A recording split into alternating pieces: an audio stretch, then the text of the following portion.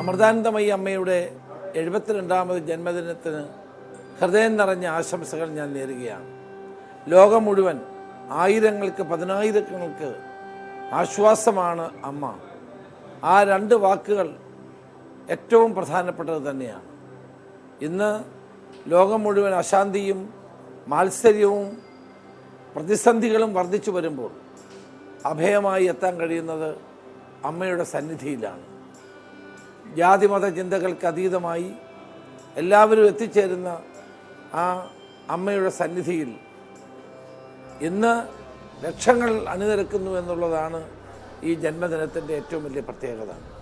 തീർച്ചയായും സ്വാന്തനത്തിൻ്റെ, അതോടൊപ്പം തന്നെ പാവങ്ങൾക്ക് നൽകുന്ന ശുശ്രൂഷയുടെ ഏറ്റവും മഹത്തായ ഉദാഹരണമായി അമൃതാനന്ദമയി അമ്മയെ നമുക്ക് കാണാൻ സാധിക്കും.